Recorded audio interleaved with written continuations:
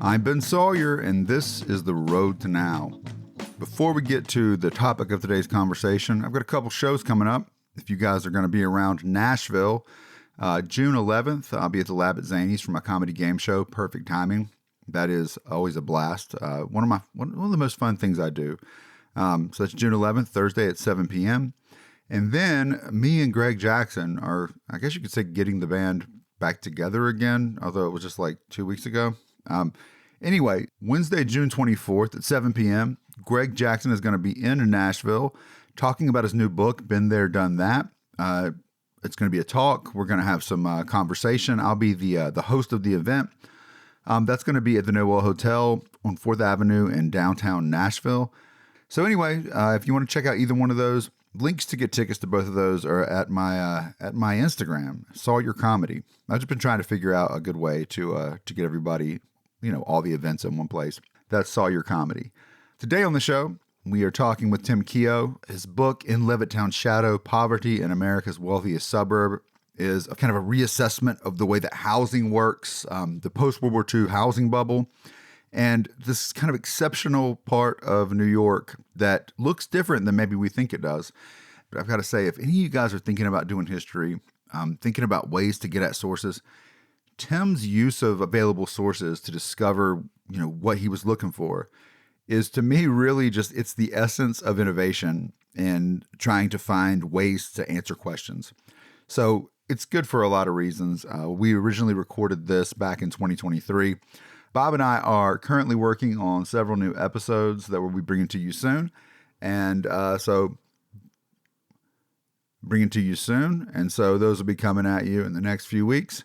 For now, thanks to all the patrons who support the show. You guys keep the show going. If you want to join up, it's patreon.com/theroadtonow. And now for our conversation with Tim Keogh. Have a great week. Tim Keogh, welcome to The Road to Now.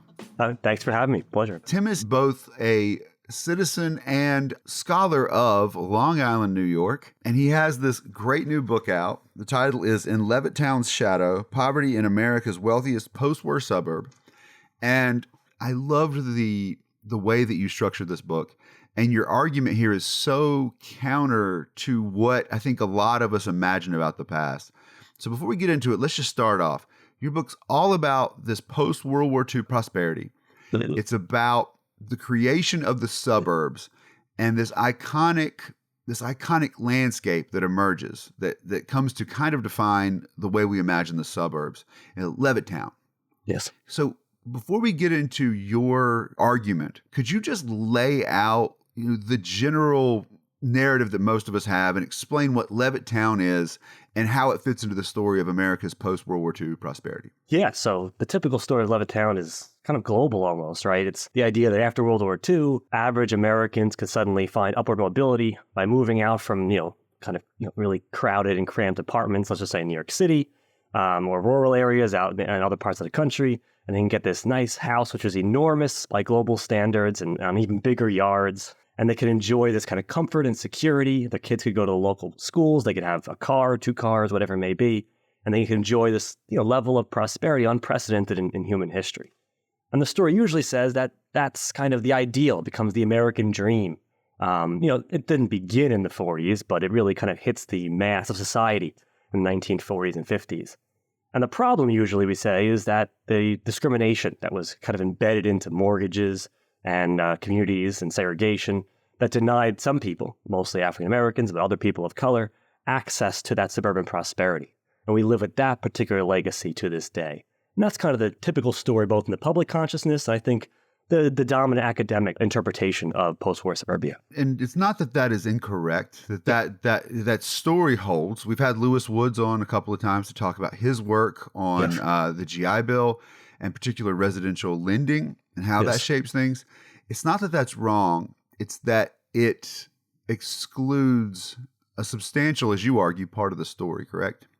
Yeah, exactly. Nothing wrong with it, right? And you even had Kyle Rismandel, I think, if I pronounced that name correctly. Mm-hmm. He definitely talks about that typical suburbanites, right? That are really important to like a political story, for example. It's totally true. That's an absolutely accurate story. But as I said, it does miss this key part of the picture. And that is, of course, that there are people who live in suburb but don't have all that prosperity. And, because the suburbs are made for people that have this high level income, the question is, how do these people, A, survive, but also B, what do they tell us about what's missing in that prosperity? And not just in suburbs, but in the country as a whole. And so my story takes that, 1 in 10 or 1 in 9 Long Islanders who are not, wealthy enough to kind of have a single family home and have a good job. And it kind of says, what do they tell us about the post-war period and prosperity itself in America? You talk about these 3 perspectives on suburbia. Yeah. Could you go through and define each of them for us? Sure. So when you mean perspectives, you mean like the kind of traditional narratives we have, right? Correct. Sure. And the one is the typical story we have of, families living in cities. In my case, it's New York City, living in cramped apartments. And then they are able to, thanks to the GI Bill, thanks to the Levitt, Levitt and Sons or other builders, provide affordable homes. I mean, Levitt houses were $8,000. You can imagine a house costing that much. You can't get a shed practically for that much money today, right?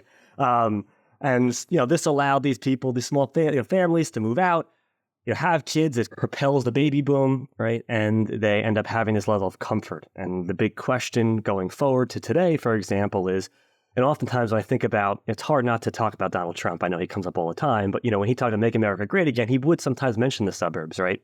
And this ideal of that kind of nostalgia of that positive vision, and that's kind of the first narrative, that positive vision, perpetrated through television, but also it was real, in many ways, right? This comfort and security of having decent unionized jobs and a large home. That's that first perspective.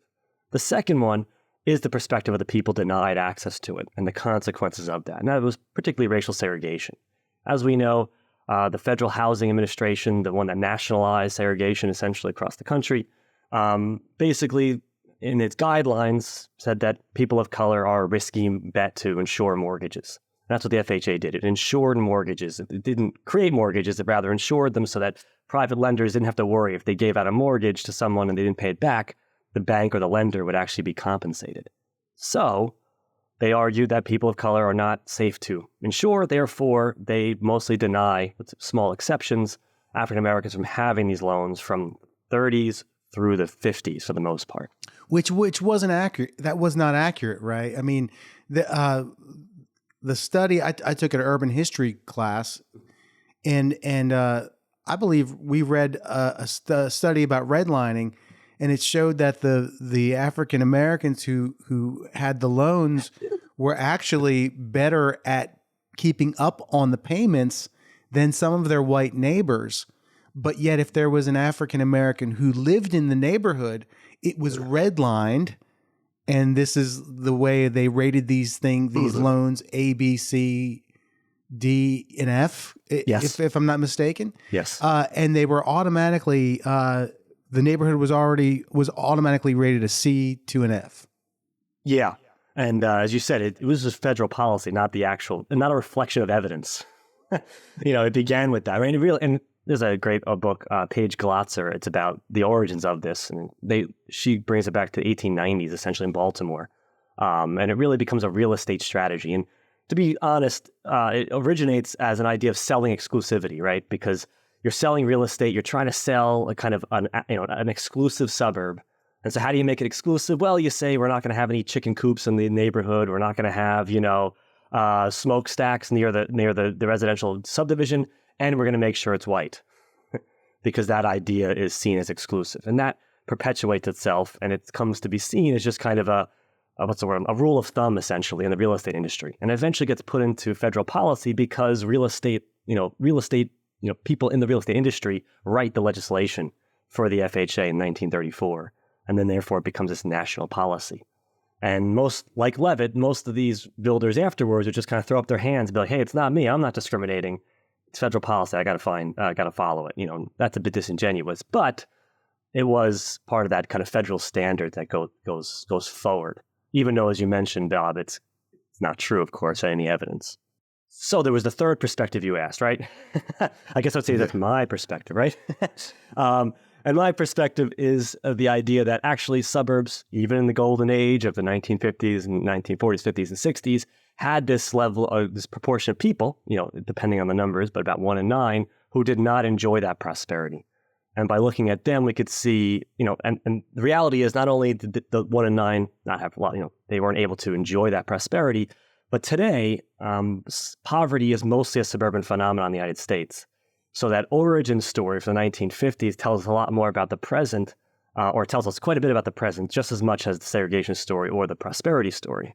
And I would argue even tells us a lot more about the challenges we have in the 21st century going forward, because I think since the year 2000, more poor people live in suburbs than in cities or rural areas. And that's been consistent. I don't know. I haven't looked at the recent 2020 census data, but it's been consistent, and I can't imagine it had changed. Your story looks at how poverty exists really within this blind spot that we have in our narrative, that when you move people into areas and prosperity becomes centralized, as it does, you actually make the argument that prosperity in the post-war era, just as it had in the pre-war era, the prosperity depended on poverty. Yes. So could you give us a story? You've got some of these great stories of individuals living through this and how their lives illustrate your points. Could you tell us a story about someone who lives in this world of prosperity, yet nevertheless is, as you say, in its shadow? Yeah. So one example would be Dorothy Daniels. She comes up in the intro. But she encapsulates and is emblematic of this issue, right? And the one thing that prosperity is built on one hand, is a lot of federal spending that sustains jobs, for example, in the Cold War, right, and the defense industry on Long Island. And this isn't just Long Island alone, but Long Island's a center point of this development. And so that allows for people to buy these homes. But in order to live today or in suburbs or any time, you need help. And you need other kinds of help. And the federal government does not come in to supply things like daycare, elder care, or even regulate things like construction. I have other examples like taxes, like how to fund schools and public funding. So what fills any of the gaps where the state doesn't really necessarily regulate or provide funding is poverty, essentially, right? And that exists before the World War II, but it even continues to exist after World War II. And so the people who are making low wages tend to be people raising nannies, raising children, maids cleaning homes, day laborers building these Levitt houses and constructing them, or kind of, and also fixing them, repairing them, improving them, because that's another part of the story too about suburbs. They were largely unfinished when people bought homes.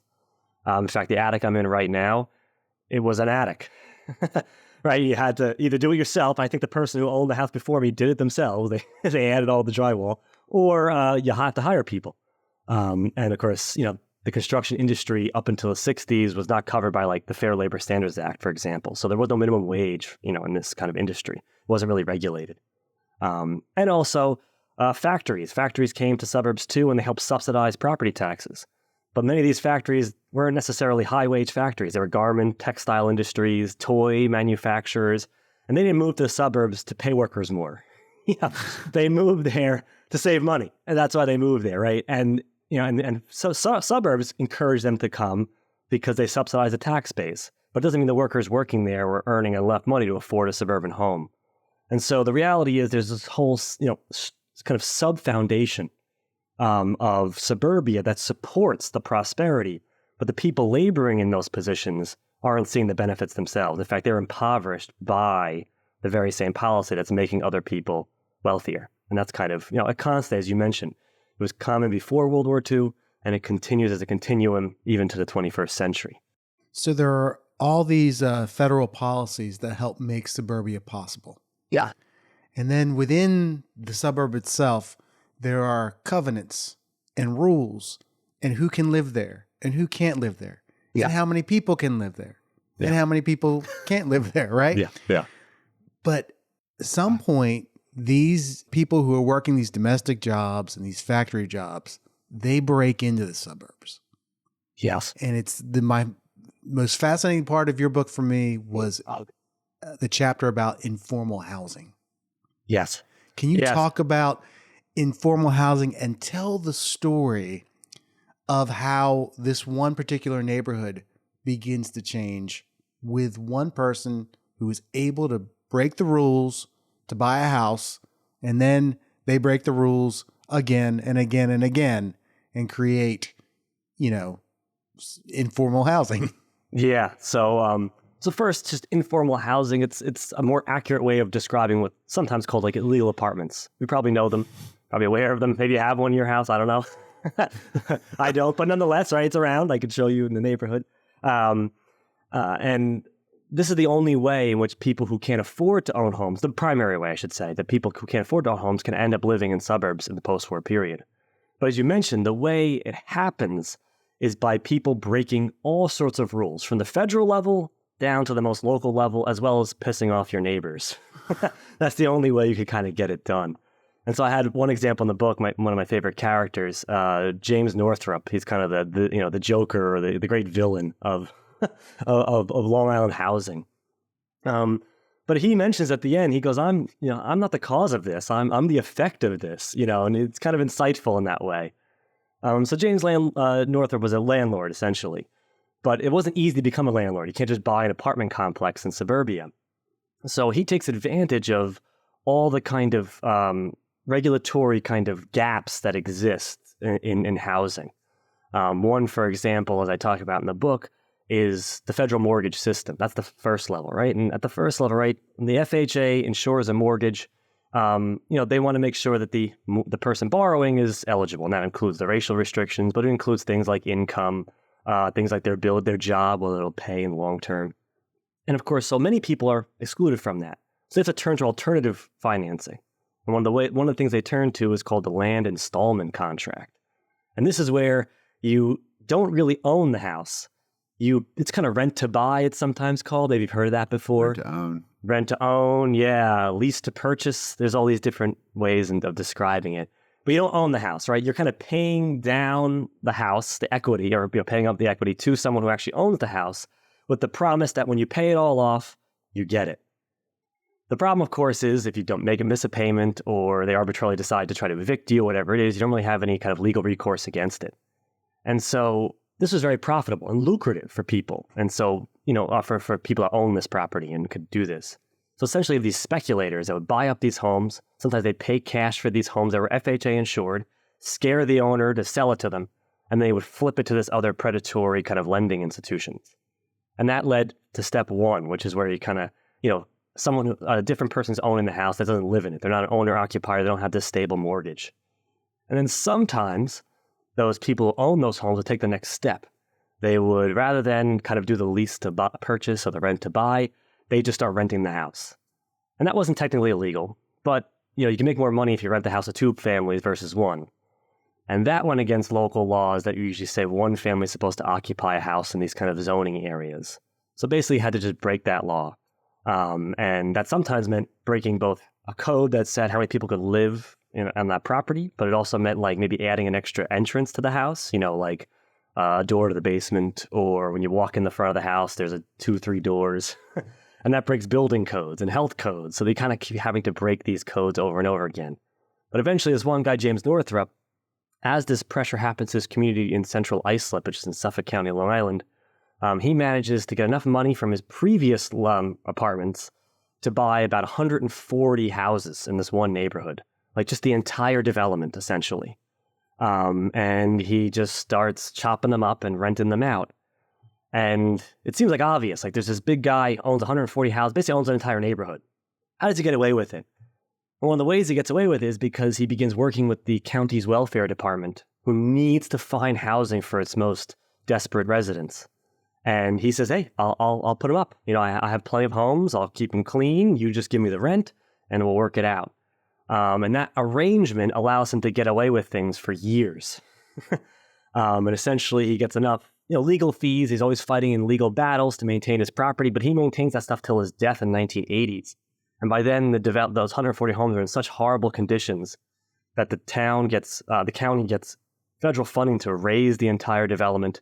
And today, it's a kind of a limited income home ownership program. Actually, really nice, but it took 30, 40 years for that to happen. In the meantime, people are living in conditions where they don't have running water, their bathrooms don't work. The heating systems start to collapse. The houses weren't built well to begin with.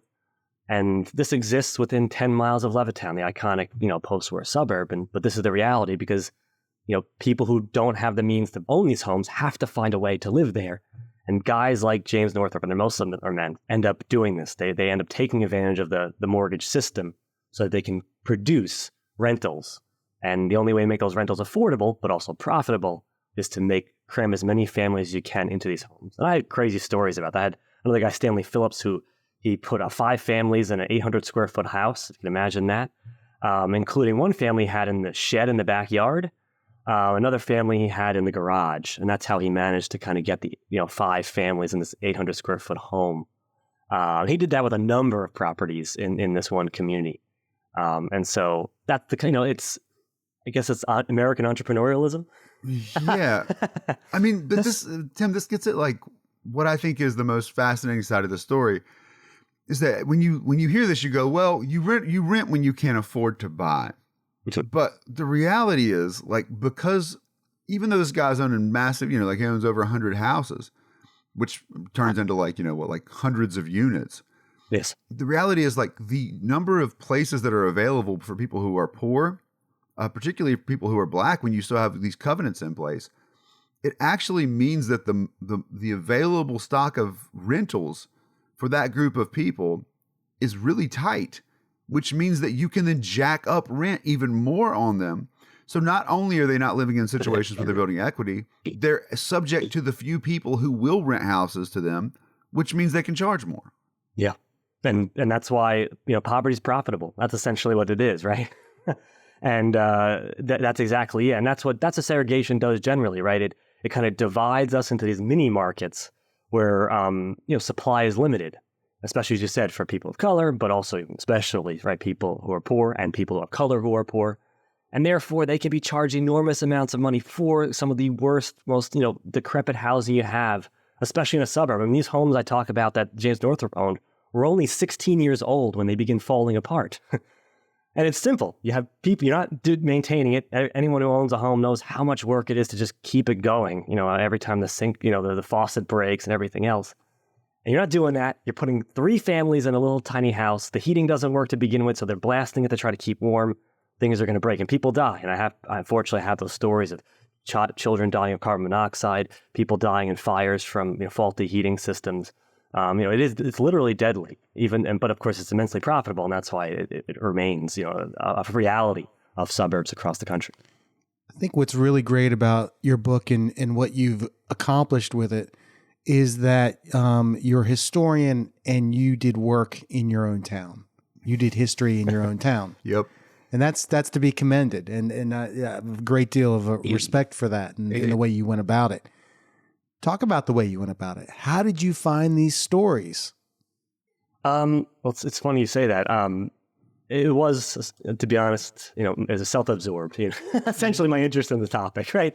I wanted to figure out where I grew up, and it really, because I went to I went to community college first, and I took a class called Racism in the Modern World. And off the cuff, the professor just mentioned that Long Island was one of those segregated places in the country. And I was like, what? Like, it blew me a mind, And of course, when I drove home that day, I was like, oh my God, the professor's right. It just hit me as like an 18-year-old kid. Like, you got a guy. He's absolutely right. I never noticed it before, and I've been here for 18 years. Yeah, Northerners always think the South is the racist one, and they're not wrong. It's just, it might be more than us. Yeah, 100%. Exactly. Yeah. And it's funny you say that too, because when I went after community college, I went to Hofstra University, 4-year school. And there were people there from the South. And I remember once, a female student in class saying, in the South, like, we went to school, it was a county school, the whole county. So of course it was diverse. It was the entire gigantic county in Virginia that she went to school in. And no doubt, of course, it was probably desegregated. That's why it was, but where I went to high school, it was largely white. It was almost entirely white. And the next neighborhood over from me was almost exclusively Black, right? But again, just I didn't leave the little, cul-de-sac I lived in, essentially. Never imagined that. And I learned in school about how racist the South was, but I didn't think, foolish and, ignorant I was, not realizing that. So, jump ahead. I went to college, went to grad school. I read all the books on urban history you're probably familiar with. Ken Jackson's Crabgrass Frontier, Andrew Weiss, Tom Segru, all the big books. And it explained a lot of my childhood and a lot of where I lived. But it just kept missing something. And the one thing I kept noticing it missing was the fact that I lived in a suburban house. My parents got an FHA loan, just like everybody else. But 2 blocks from my house was a trailer park. And that was there my whole life. It was just part of life. It didn't explain the fact that when I went to school or I passed abandoned factories, just these rotting, hulking factories, which sound a lot more like Segru's story of Detroit than it did prosperous, suburbs. And the last thing I really missed was classmates I had who used to go home, but not into the front door, but around the back and into the second story or down to the basement, because their families were renting those homes. And they were like, second or third tenants in that house. And they also got subsidized breakfast and lunch because their families qualified for it. So that story wasn't there, but it was suburban to me. And that's what drew me into this story. But you asked a different question, Bob, and I apologize. I went on a bit of a tangent about the personal reason. That was, how do I get these stories? And I had help, no doubt. One great help was Becky Nicolaitis. She's a suburban historian. Does fantastic work at the University of Chicago Press. And she kind of said, you have these stories about these landlords and everything, but how do you prove it? How do you really find the evidence? And she told me you should look at the property records, and then you should look at reference directories. Now, I don't know if you know this, but like even today, but especially back in the 50s and 60s, if you were doing like a cold calling, there was this thing called the Coles Reference Directory, and it was for every county in America. And it was a company, and they made a gigantic book, and it had everybody's phone number, but it also had how long they lived in their house. It had, it took districts and said what their credit rating was, like not an individual, but a neighborhood. So like if you were someone selling, the New York Post in New York, that's like a working class newspaper. You could call this neighborhood to try to sell papers. But if you're selling the Wall Street Journal, you want to call this neighborhood to sell those papers. But what it gave... I've never heard of this, and this is incredible. Yeah, it's a gold mine. For anyone who's an historian listening to me and does post-war stuff, it is a gold mine of information. You could get, credit ratings for neighborhoods. You could get, owners and everything. But what's great about it is the Coles Reference Directory kind of got their data by actually calling houses and just asking for basic info. So what it gave people was who actually picked up the phone and what their name was. And that means that the deed says one name, but the reference directory says another name, and plus newspapers talk about all the rentals. I could connect those things. Aha. And so, that's how I got the data, and I have some maps showing houses and how they're rented, because I could kind of cross-examine both newspaper articles talking about all this stuff happening, and then also specifically how it's happening in homes. I would take the property records, the mortgage, and the reference directory and see if they don't match. More importantly, the reference directory might have 3 or 4 names on it, and those are heads of household. So that means there's 3 household heads living in this single-family Levitt house. They're in there, and none of them are the deed owner. So then, therefore, the deed owner is, somebody else. So it was a lot of that kind of, and honestly, you see I'm smiling so much. It was a lot of fun. I'm smiling too, because this is awesome, cross-referencing work. Yeah, and it was a lot of fun to do. Even though it took me hours, it was, that's the best part of being a historian. Is it online? I just found it online, but my Safari wouldn't let me connect to it because it says it's not a private website. So I think Coles is online now. I had to go to the public library. Does it still exist? Do they still? I think Coles as a company still exists. I think, but I don't know if it's still. Now it's a whole different ballgame, right? It's COLES, right? Yes, COLES. Yes, Coles Reference Directory. But it's huge, and it was. I remember my grandfather would get it because he used to try to sell Wall Street journals, and so he had the big thick book, and he'd go through it and call people, right? And you'd pick certain neighborhoods that were, ones that you thought, oh, this is where business people likely live, because it was a purchasing power. That's what they had. They had ratings for it. This, I don't know. I assume where Vanderbilt University is a nice area. You're going to call people around Vanderbilt, you're going to get... It is now. Yeah, it is now, exactly, right? And so, you're going to sell them on whatever fancy thing, I don't know, whatever it may be, but, Birkenstocks or whatever. I think of a college thing, Birkenstocks. I don't know, that's a terrible... You wouldn't be calling people people selling Birkenstock sandals. But you'd be calling Boone, North Carolina in 1998. That'd be your target demographic. Exactly. So, but so the Coles Reference Circus is great, and that's how I did it. And it was I would go house to house. I'll go to the property records office, which is another crazy thing. If you've ever been to a property records office, I had no idea what it was going to be like. I thought it'd be empty, and I'd just be the one weirdo going in there. But it was filled with people that do what's called title insurance, essentially. And they're just rapidly working all day. And they were fantastic because they were like, "You're an historian?" I'm like, "Yeah." And they would help me, show me things, how to figure out all this stuff. And they were so excited for me to be there, because they're used to just seeing each other. And actually, they mostly compete with each other because they're all trying to get these title insurance things done as quickly as possible. That's how they make their money. But someone showing up was just like leisurely and actually interested in what they see in their minds. A lot of them are like, this is so boring. Why are you into this? I'm like, I love this. This is the greatest thing in the world. They're all competing to be your best friend. They're like, no, I'm going to win this guy over the most. Because they're just like, they're bored out of their minds, essentially, right? Because they do the same thing all the time. They can't imagine what I'm finding is actually historically significant. I'm like, of course it is. This is huge. And the other thing they love too is sometimes they'll find obviously discrepancies in property. That's the thing. And it always frustrates them. They know people are, there's people scamming the system, and that's what they have to deal with, trying to rectify those people who legally put like an extra extension on their house. They're like, oh, come on, I got to deal with this now, legal repercussions of it.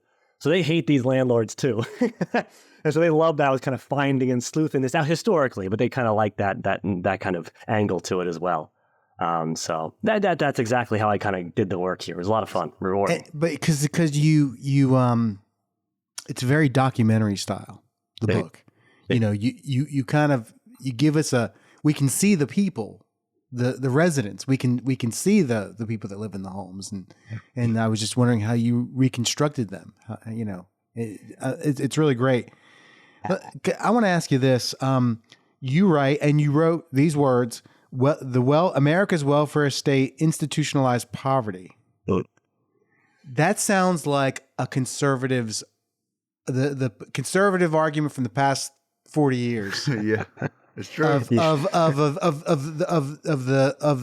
the New Deal and the Great Society programs. That is the Reagan, which is now deceased. The Reagan era is now deceased, but that was like the Reagan era mantra, and it's still echoed in Republican talking points. Yeah.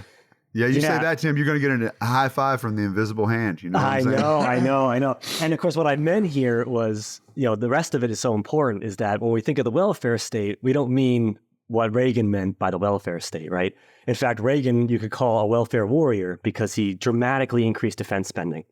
And of course, we think of defense spending. That's not welfare at all. But it provided, during the Cold War, 1 in 9 jobs in America. It sustained that, right? And that is between the defense industry, the military, the foreign service, the Pentagon, research and development, you name it. The federal government stimulated. Just like the New Deal and WPA stimulated construction jobs across the country, the Cold War became the surrogate for industrial policy in America. So when I say welfare, right, I mean that in kind of a comparative political perspective. It mostly comes from a lot of international political scientists they do comparative welfare state studies. And one in a work in particular called, now I'm forgetting it, David Brady, that's a political scientist. What his big finding is it doesn't matter so much that the kind of welfare spending, the state spending that happens, but states that spend more publicly have lower rates of poverty. And he found that consistently. And the various kind of programs, they have some kind of impact, but the biggest impact is the amount of social welfare spending. And because the United States has this kind of indirect kind of way of sustaining people's livelihoods, it has this perverse outcome, which is that you have high rates of poverty with this kind of large middle class. What did you call us? If I may not be quoting this right. A ticky-tack social democracy? Yeah, or like the TJ Maxx, the Scandinavian Macy's, There you go. Very Long Island of you. Yes, exactly. I had to go that route. But absolutely, we're and it's Thomas Piketty, right? That we're the bargain based in social democracy, right? Dude. And he's absolutely right, but the thing is to not think of us as different from Europe, just as really stingy, really, really stingy with it, right? And because our military state is so vast and gigantic, we all wed ourselves to it. One of my kind of, the thing I grappled with so much was the labor movement on Long Island, which was so tied to defense. And they couldn't get out of it. They were, and briefly they tried to advocate, hey, let's convert to peacetime spending. Like, let's keep these factories open, but not produce weapons that kill people in Vietnam.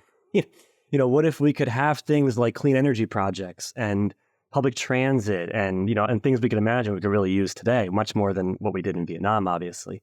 And it's so tragic to think that they just kept wedding themselves to that warfare state because it provided welfare. But Tim, this is all right. So this is what's interesting to me, and this goes right back to what Bob was saying, is that we tend to think of the New Deal programs and the post World War II programs as it's this kind of the seamless thing, right? This social welfare movement, and that is what in the 1970s begins to collapse, and in the 1980s Reagan rails against them. What is until recently like modern political formulations. Yeah. But you make an interesting point that there is this moment at the end of World War II, and it's fascinating because I've been working on some of this stuff, where people are terrified at the end of this war. Like once it's clear, like Japan's going to surrender, like they're like, what are we going to do? Because they don't know we're coming into an era of prosperity. All they know is that before the war, things had fallen apart. Yeah. And these spending programs have been a huge part of it. The spending on the war, and then the attachments to that, right? Like the GI Bill that comes in and kicks things in. It's like, what are you going to do? And you make this case in here, and I'd like for you to talk about it more because I thought it was fascinating. You say that already right after the war, this coalition of Southern Democrats and Republicans had already gone in and decided that instead of the goal being social welfare, the goal of government spending and its focus was going to be security. And therefore, since the security became the basis of the spending, that thing, instead of going into programs directly given to people, it goes into defense contractors. And that's what creates the basis of the welfare state, as you just said. And I was just wondering if you could talk more about that. And if you think that, in fact, maybe we see the origins of the breakdown of the New Deal kind of already following World War II, the first years. Yeah, so like to be fair, that work is built on some scholarship. I'll just mention the three big names I can think off the top of my head: Nelson Lichtenstein, Samir Santi, and a book that should be out soon by Tim Barker. I don't know why Tim's love this stuff, but aside myself, but Tim Barker, it's a dissertation he wrote called Cold War Capitalism. But the big thing they argue is that there is the eclipse of the social democratic impulse of the New Deal really comes during World War II and then the years after World War II. Right? And Truman's a great tragic figure of that because he is pushing a lot for, national health care, for example, is one of the things he's pushing. But as you mentioned here, a lot of the key kind of tools that the New Deal created, which could have been used for kind of social welfare and development, were kind of axed during World War II. I mean, the WPA is closed, the National Planning Resources Board is shut down in like 44. And so as it's being mixed, as you mentioned, the defense spending thing remains because we have to win the war in World War II. And more importantly, the defense contractors all kind of faced near collapse after World War II. And for 2 or 3 years, they were really, really running on the shoestring budget. But, kind of the conservatives make their peace. Michael Brennis makes this argument also in the book, make their peace with the military and military spending, even though they had been skeptical of it, previous to World War II, the old paleo-conservatives. But of course, they rail on social welfare spending, and they consistently do that. They did during the New Deal, and they do it afterwards. And because they make their peace with it, and because Democrats, let's be honest here, Democrats are at the forefront of the Cold War. Truman is there; he's the hawk, right? Therefore, Democrats make their peace. So the bipartisan consensus revolves around defense spending as being just kind of becomes entrenched and becomes okay. And we see that to this day, right? I mean, every year the defense bill comes up and it passes without much controversy at all. Every year, usually the controversy is there's not enough in there. The Republicans might push for that. And sometimes Bernie Sanders or something will complain about veterans or whatever it may be, but it gets passed. And that process begins in around 47 to the early 50s. And once Korean War hits, it kind of becomes entrenched completely. And therefore, all of us as Americans are kind of become attached to that in some way. That is, it's the money that comes out. And it's the way our livelihoods. And anyone here, as you teach, I teach, to this day, we know students sign up for the military because of those benefits, and that sustain. And so many people are wedded to it. And it's during World War II where that happens. And as you mentioned, we often think of it as a story that ends in the 70s. But if you see Cold War and defense as a kind of that weird, I call it a violent perversion of the New Deal, right? If you see Cold War and the Cold War the state as a violent perversion of the New Deal, it goes, in different ways to today, but at least to the end of the Cold War itself in the early 90s and mid-90s. You lay out some prescriptions for the future. Yes. You look at the past and you say, this is what I've learned about suburbia and these forgotten people, these forgotten suburbanites, maybe, this suburban poverty. And here's what I think we can do better moving forward. Talk about that. Yeah, so one, I didn't want to necessarily just kind of end the book and feel like, here's the history. But two, because my story always kind of was presentist in many ways, right? It was about this turn in poverty that is now mostly suburban. I thought, well, I should say something about the 21st century. And one of those stories, and it was hard for me not to talk about the story given what we're facing in climate change. And one of the things I discovered, obviously, was that, people who don't have access to housing was made available. It's amazing how creative people are. And even in the worst ways, James Northrop, the landlord, right? He is creative in chopping up these homes and fitting people in them. But my point is, right, if these tenants had legal rights, right, and protections, these houses might not have been so decrepit. They would have a way to protest, a way to, demand kind of better housing. And so the one thing I realize is, on one hand, this informal housing talk is a tragedy. But on the other hand, right, it does say that our options for housing everyone in America is far more flexible than we think.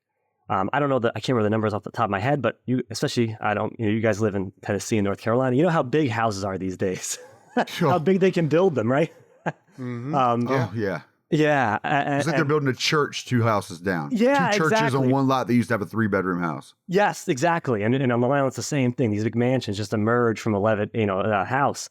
But I don't remember the numbers, but the statistics show that the number of person per square foot is enormous in America, and it's grown over time. And so there's these houses, units, they're big, and some of them have empty nesters, right? People who are retired and things like that. And there's these options there. And of course, the danger, of course, is profitability, the idea that everyone's just going to profit off of it, and not necessarily people are going to have to pay high rents even for these homes. But one of the ideas is kind of turning informal housing into formal housing, not necessarily demanding we build all these mega apartments and everything to house people. Although obviously some cities do need literally more housing. I'm not advocating against that. But, especially in suburbs, there are these large units with all this extra space that can be better put to use. And as long as tenants are protected, as long as maybe rent regulation, even as I talk about in the book, kind of a rent voucher, like a universal rent voucher, which is not my idea. Can't think of the author's name right now. He just wrote a book on poverty. Evicted. Matthew Desmond, one of his ideas he talks about in the book Evicted, could offer protections for the tenant, but also allows kind of this housing to be opened up. And the main reason I kind of focused on that is because with climate change, more building is going to be more climate impact. I mean, housing and especially apartment construction is incredibly bad for the environment. And we have this existing infrastructure, and we can kind of have a lower carbon footprint given what we're going through by kind of making this housing more flexible, more available to people. So people are housed, but it doesn't necessarily add so much to environmental costs. And that was one thing I talked about. I had a lot of stuff, but that was among them. Yeah, this is I think the bigger problem that we have sometimes, this goes to immigration as well. You turn people against each other, like in the sense of those people are coming here and taking jobs. When in reality, if you actually set up a system where people could come here legally, require that they go through it, like maintain, you actually make sure that people are following the rules when they come across, but make it possible, then so many of the problems that happen with immigrant workers coming here and being abused, with American workers having to compete with folks that are cheaper to hire, if for no other reason that they aren't subject to time and a half for overtime, and they aren't subjected to the same type of legal standards, right? Protections. So that makes them cheaper to employ, right? Yeah. You don't have to insure them.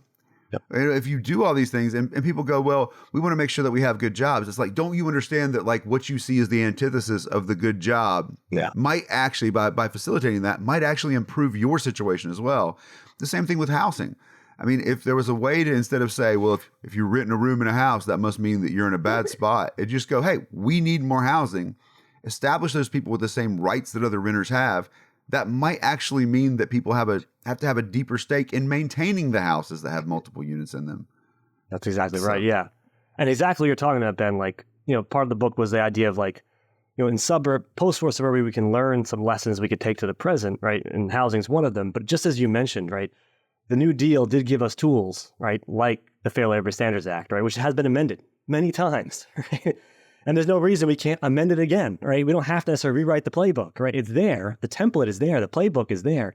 We just need to amend that, as you said, to include way more people. As you mentioned, native, that's not people live in America. American-born Americans are not competing with immigrants. They're competing with wages that are lower, right?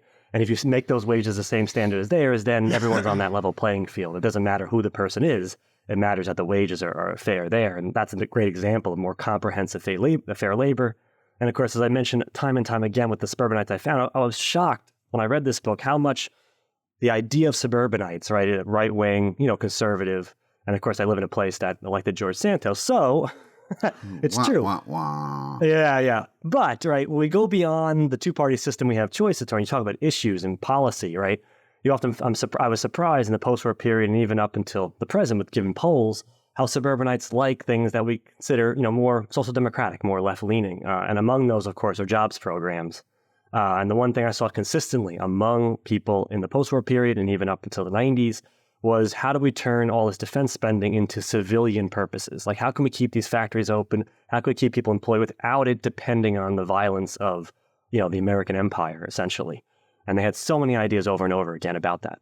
How many times was your district, you're in the New York 3rd. How many times was that district redistricted? Districted? Yeah. Over the past, since the 90s.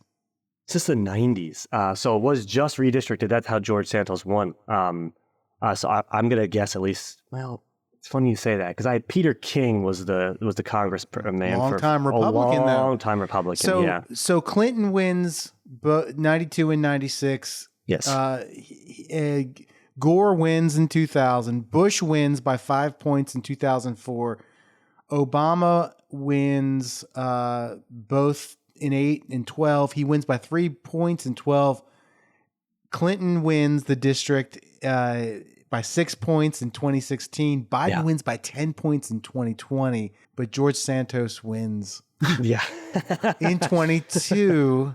As it turns out, if you just make up your credentials, you can sound awesome to everybody. Yeah. I mean, to be honest, I guess if I had to kind of this is just like my anecdotal take on it, right? Number one, it was carved by Republicans, right, to specifically get around areas that were more Democratic, and it kind of hit Long Island's and South Shore, which tends to be more white and kind of more conservative. 70% white. Yes, yeah. So that's not true of Nassau County generally, but it is true of that district.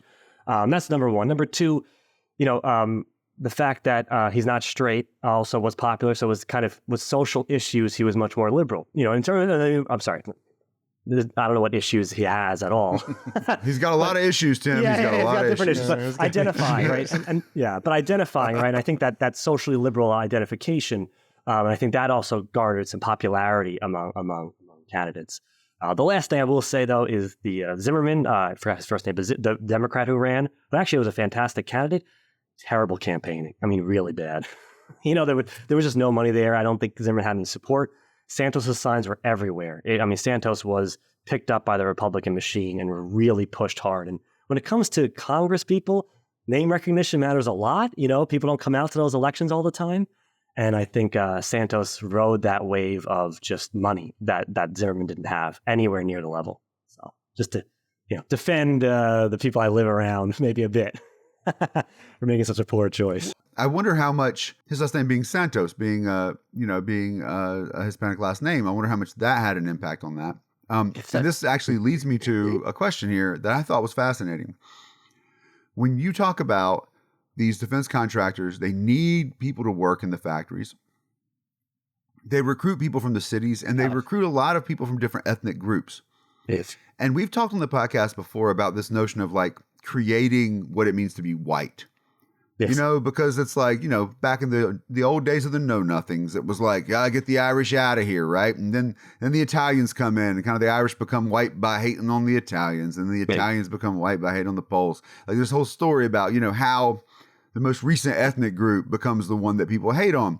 And you say that by recruiting these different ethnic groups from the cities into the suburbs, these suburbs and these policies help create a new notion of what it means to be ethnically white in America. And I was just wondering if you could talk more about that. Yeah. So again, Matthew Fried Jacobson, for example, talks about this suburbanization, right? But most scholars focus on it from the housing aspect, right? As Levitt offers homes based on Caucasian, right? It does open up housing to or it does, make these neighborhoods kind of mixed in terms of ethnicity, right? You have Italian Americans, German Americans, everything else. But what I also found is in terms of workplaces, it was very similar. That as like Grumman and Republic, the two big defense contractors on Long Island, Republic famous for the P-47 Mustang during World War II, and Grumman famous for the F-14, the Tom Cruise Top Gun plane. These big, gigantic manufacturers with 40,000 employees at their peaks are attracting people. And the thing is, right, they're bringing people into workplaces, into the same unions. And even though these people are, some of them are little immigrants off the boat, some of the times they hire people because they have specific old world immigrant skills. Italian and German woodworkers, for example, become really important in the airplane manufacturing in the 1930s and 40s. And as they bring them together and they work in the same place, the elements of that ethnicity begin to dilute. However, because these places discriminate against black workers, or particularly put black workers in menial positions, not positions on the factory floor, but cleaners, janitors, food service, everything else, it kind of solidifies that divide. And these people see it at home in their suburban communities that are all white, and they see them in the workplace. And it kind of becomes naturalized. There's nothing wrong with the nanny who watches your kids being black, because that is what you see at your workplace. It's what you see in the neighborhood generally.